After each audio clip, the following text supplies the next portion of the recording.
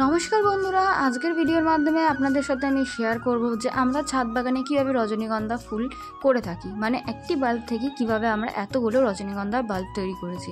খুবই সহজ পদ্ধতি, আর একে যদি আপনি বাজার থেকে একটাও যদি বাল্বের কিনে আনেন না, যদি সেটা গাছ সমেত থাকে তো খুবই সহজভাবে এটা কিন্তু গ্রো করে যায়, আর একটা থেকে প্রচুর বেবি বাল্ব তৈরি হয়ে যায়।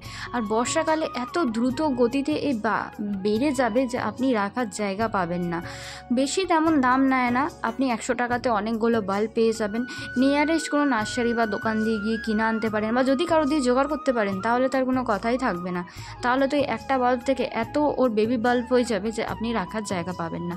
দেখছেন একটা ছোট্ট জায়গার মধ্যে কি সুন্দর স্টিকটা বেরিয়েছে, আর কত গুচ্ছ গুচ্ছ হয়ে রয়েছে অসংখ্য। চারিদিকে দেখুন, এদিকে বালতির মধ্যে রাখা, ওইদিকে পেছন দিকটার টপটার মধ্যে রাখা রয়েছে গোল কালারের মালসার মধ্যে, ভেতরে আরও রাখা রয়েছে।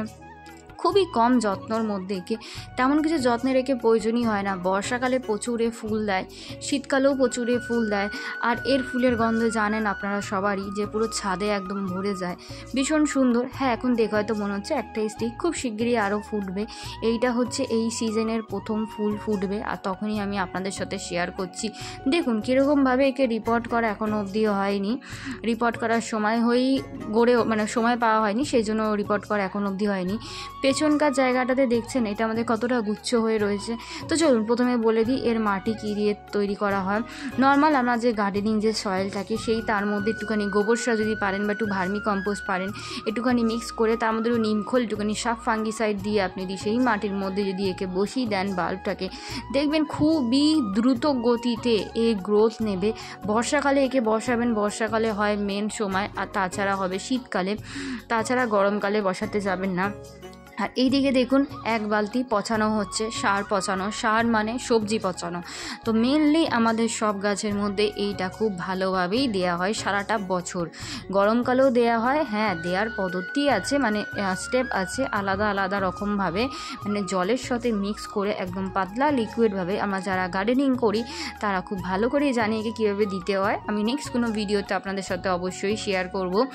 এইভাবে আমরা প্রত্যেকটা গাছে দিয়ে থাকি, তাতে গাছের গ্রোথ খুব ভালো হয়, গাছের ফুল ফলও আসে, আর আমাদের বাজার দিয়ে কোনো রকমভাবে টাকা খরচা করে কোনো রকমভাবে রাসায়নিক বা কীটনাশক কিনে আনতে হয় না।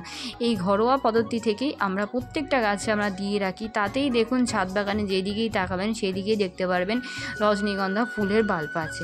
তাছাড়া আরও অনেক গাছ আছে, আমি এখন রজনীগন্ধাটাকে মেনলি আপনাদের হাইলাইট করে দেখানোর চেষ্টা করছি।